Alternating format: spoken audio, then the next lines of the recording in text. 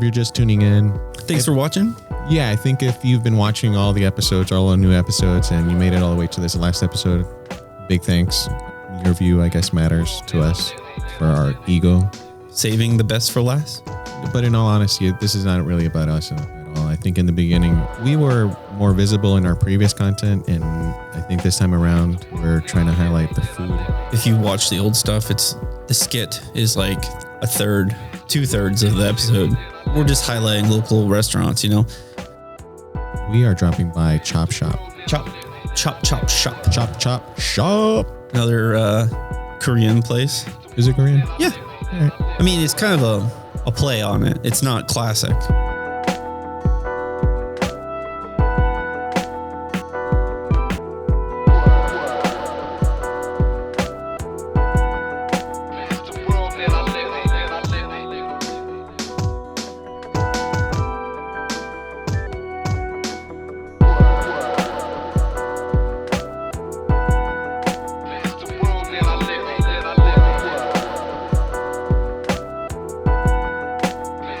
Okay, so the thing here is the bowls. You're getting bowls of either noodles, rice. Yeah, it kind of has that fast casual vibe. You order at the front.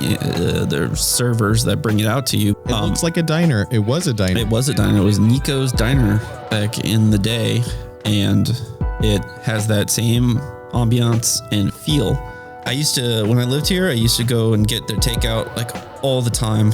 It's so good. The bowls are amazing.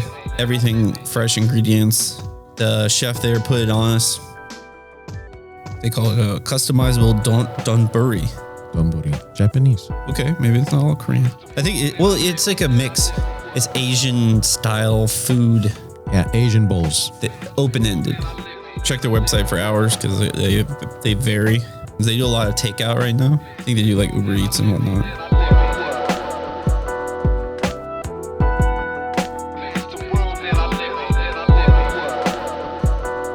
The French fries, I really like. Their chop sauce is amazing. I don't know what the hell's in it, but it's delicious. And we got ramen. They take a different spin on Korean food, or they, elevated a bit, I think.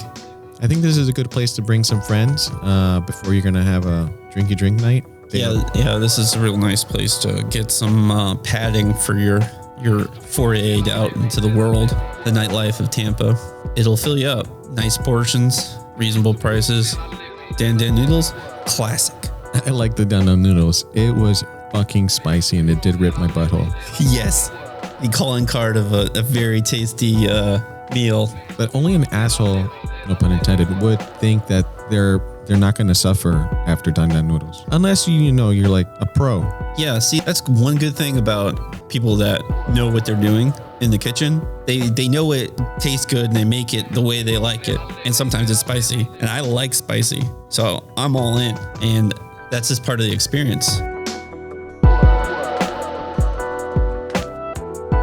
So there are cooks and there are chefs. And this dude is straight up a chef. And I don't throw that around lightly. And I've done my time on the line, 10 years plus or minus, burning the shit out of myself, whatever. You can tell when someone puts their heart and soul into the food. And this guy definitely does. He definitely deserves the title. It's delicious. Hospitality wise, it was awesome.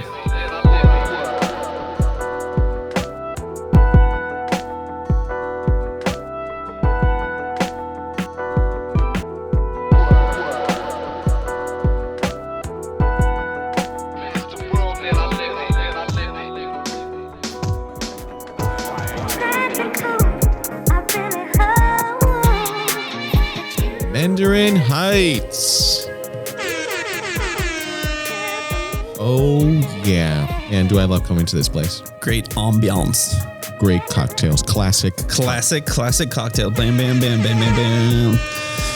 Flamingo themed? It's kind of bougie themed. I don't like, it's kind of like, I can't place it. We haven't highlighted a place like this before. Well, if we can compare it, maybe Enbird.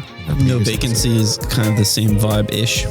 Possibly, but this one's, I think, a little bit more secluded. Yeah. Yeah, it's right on Florida Ave, but you couldn't tell. Like, you get like 2 or 3 cocktails in, you probably won't remember where you are, or you'll forget where you are. How about that? Good cocktails, good service. I mean, we talk a lot about how bartenders can make great cocktails and everything. These are the real deal. You let them know what you like, they'll put it together. Let the bartender be thy guide.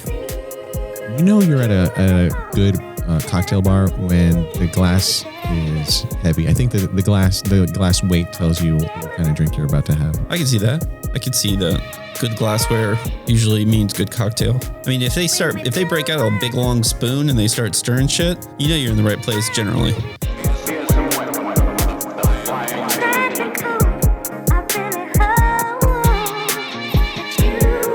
So the first time I had a cucumber gimlet, it was at an Ember. And since then, I've asked for it everywhere else I go to see what kind of talent is at the bar. And this place never disappoints. During the pandemic thing, they did comply with all city regulations and stuff. They had the plexiglass when that was required. As the city is relaxing more of the policies, so is the venue. Yeah, outdoor and indoor, a little bit of both. If it rains, you can escape from the rain. If it doesn't, enjoy the sun. It was a beautiful day when we were there. This venue is perfect for a private event, like a bridal shower or whatever, or yeah, a la Intermezzo, similar sort of feel, I guess. The Seminole Heights version of Intermezzo. Yes, without the coffee. If I recall correctly, they're open every day except for Mondays and Tuesdays. Wednesdays and Thursdays, they got specials going on at night.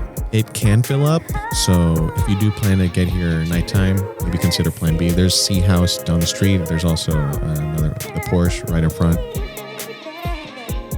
Oh, the ice cubes here are so dope. Yeah, those ice squares are cubes. They're hand broken. Yeah. Another tiki classic. Tiki cocktail. This one's on fire. Buyer be warned. I wouldn't venture into a flaming tiki. This is an advanced tiki cocktail. I would not recommend this for beginners, although it is tasty, citrus forward. But it was on fire, and it was delicious. I think they put like a shot of rum or something in the maybe 151.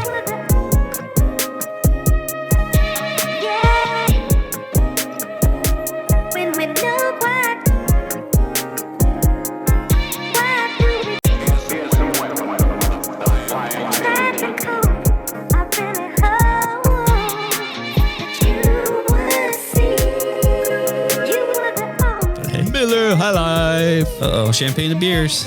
Let's go. That's also Alex's go-to drink. Yeah, or a test of a bar.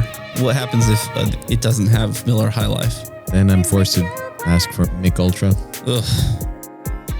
This is the place to take your Instagram pictures. Yeah, this place is designed for Instagram.